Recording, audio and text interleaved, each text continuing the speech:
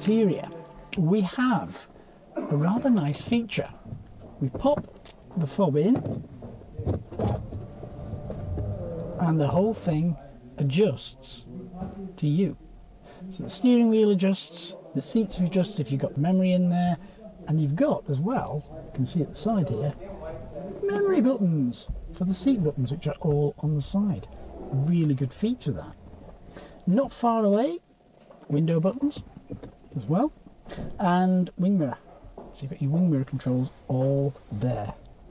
Lock and unlock buttons all within reach of the driver without having to be too far away from the wheel. This particular car is an automatic.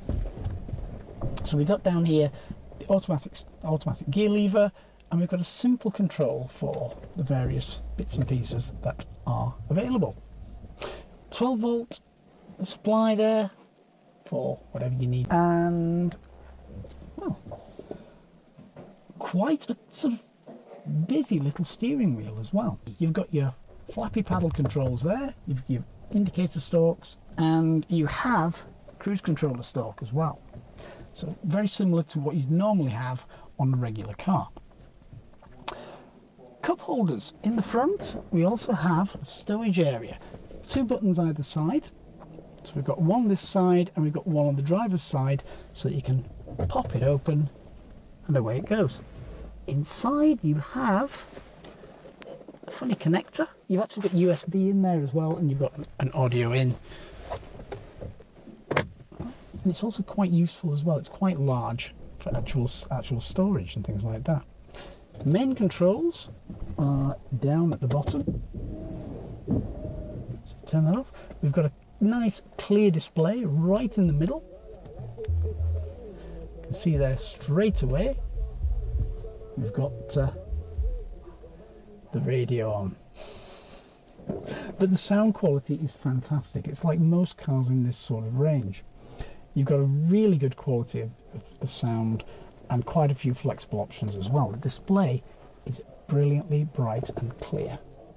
Quite a few different things on the display. So you can actually look at storage for the radio. We've got a couple of buttons as well. We can then select things like navigation. We can set telephone, video. We've got quite a few changes empty. We've got quite a few different options there. Once you get used to going around with it, you can eventually get used to it. So you can look at configure the display, text reader speeds. So if you've got to take an audio book or something like that, you can do that. And you've got Bluetooth. You can reset all the information. You can even turn the display off. Got different apps that you can load. Go to the mobile websites, have different favourites. There's quite a few different things you can actually have. So that is all the menu options. One thing to remember with the display, you've got to be able to remember when to go up and down, because just because you've got that menu up at the top does not mean you're actually on the system. You've got to remember to push up and get into the various bits. It doesn't always seem intuitive. For example, when you go into the navigation and you're using that, sometimes that particular bit can disappear. So you can look at vehicle position map and suddenly the menu disappears. So you've got to press the button central of the actual dial and remember to push it up and get it into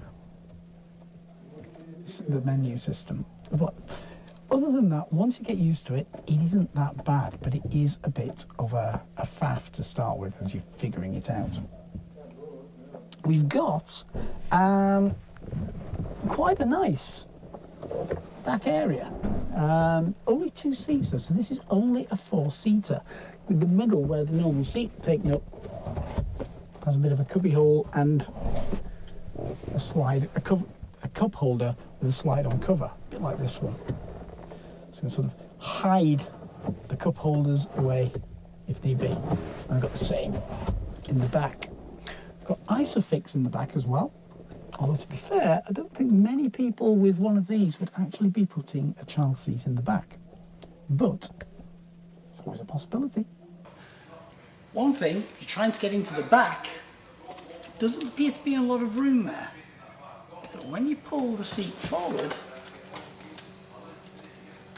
it moves. To get easier access, especially for tall people, in and out of the back.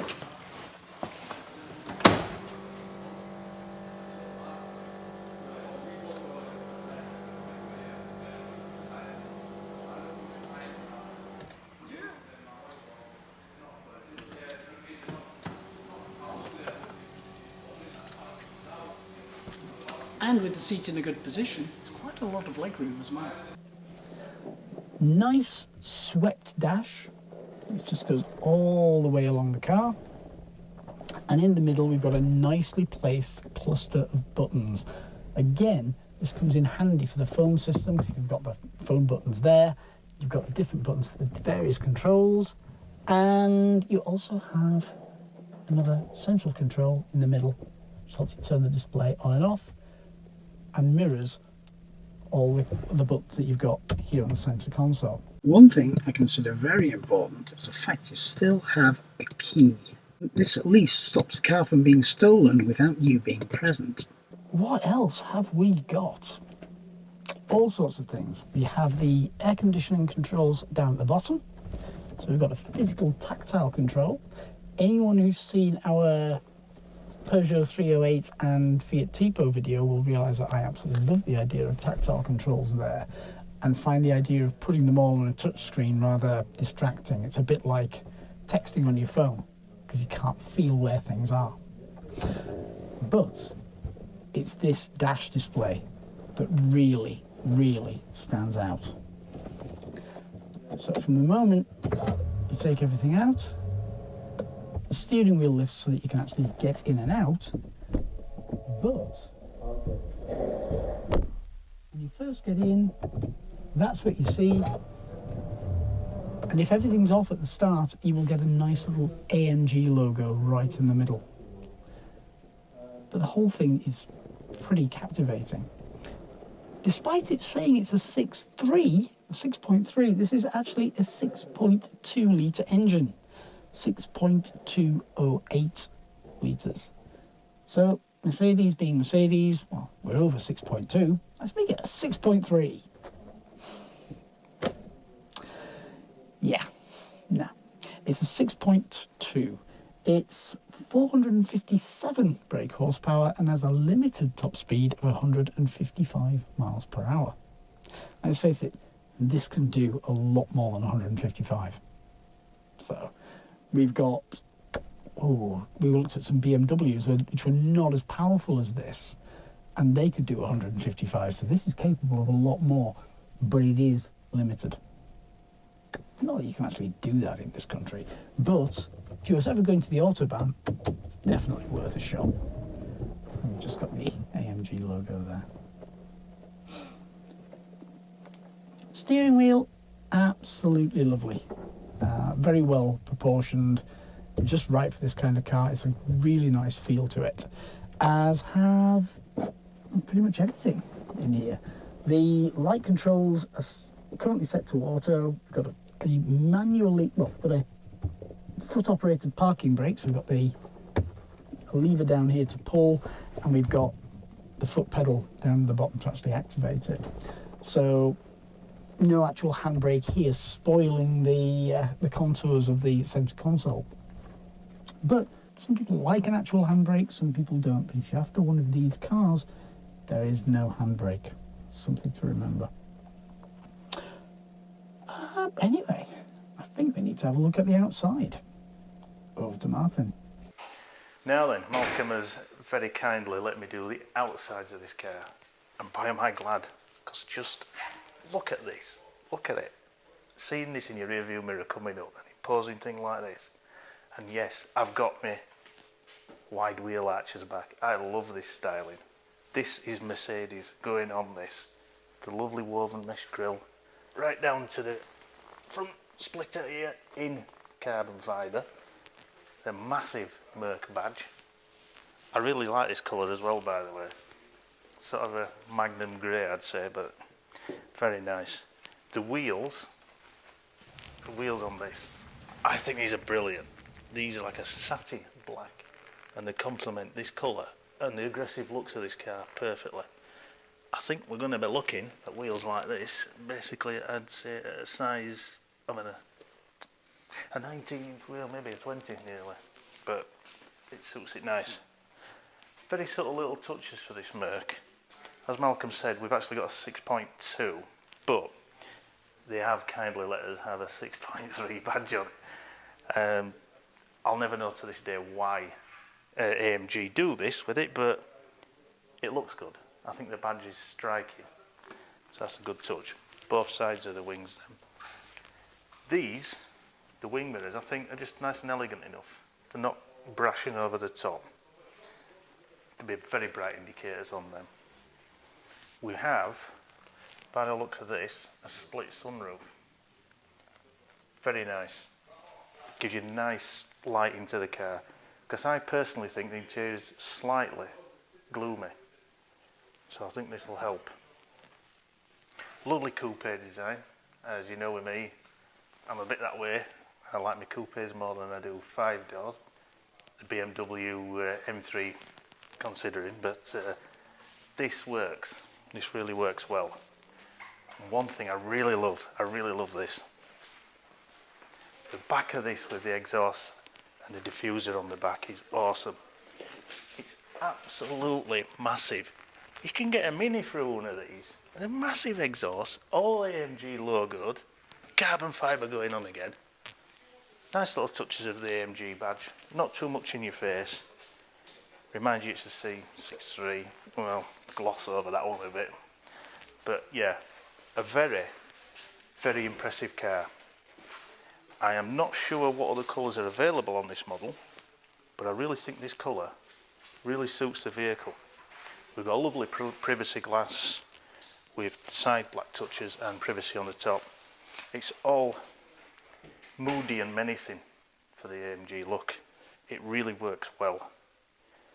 As Malcolm pointed out, in the interior, tons of features going on, but I'd say subtle on the outside. Little things I'll just mention when you open the doors. Give you nice lights, and you are logoed with your kick plates, AMG, exactly the same. Just those little reminders to let you know what you're in. Because of course the moment you bang your foot down in this, you really know what you're in. But we all know about Germans' attention to detail. And I spotted this earlier. We've even got the Mercedes logo on the wipers. On the wipers of all things. But yes, I really love this car. We've got a nice headlight arrangement. It's not too much in your face. Very subtle. But yet goes with a whole front that makes it look a bit of a beast of a car. You see this in your mirror coming. You know what it is. You really do. It will have some awesome power, this car, and I'd like to hear this car roar. The only things I'll say about this, which I'm not going to say it's a negative, it's just one thing I would have liked to have seen. And I would love to have seen a couple of bonnet vents on the car. Now I do believe some Mercedes AMGs of some nature, maybe older, I'm not sure, have had some bonnet vents in the past. And I don't know what's happened with this one. Maybe the newer ones or what, but I think it would have just looked a little bit more aggressive. They didn't have to be over the top, just a little feature. A bit like what we have with the GTR, I guess, anything like that. So, yeah, I'm impressed with the styling because it says what it is on the tin, but it doesn't sort of ram it down your throat. It is what it is. And I think AMG sort of got it just right with this. They took the normal Merc and turned it into this. Well, let's say not trying too hard. Sit it next to a normal one, you'll certainly know the difference. Driving it, you'll definitely know the difference. Be a massive powerhouse. I'm not sure about these, but I'm pretty certain they don't come with a heads-up display like BMW, and I wish they did. Maybe they'd be pinching their idea, but any car can have them, and I think it would be nice if it would have had something like that, because it is on the par with your M4s and things. It's exactly the same. It's what's going against them, but it's a perfect vehicle. Some nice little touches of vents, but I think, I'm not 100% sure, these might be just decoration, but it's got it going on. It's a really, really impressive car, and I'm impressed with it. So I think that's the AMG 6.3 stroke 2 or whatever covered. I'm not going to go massively over on the outsides, purely because AMG didn't, and that's the key thing. They haven't gone silly, they've gone subtle, but they've done it right.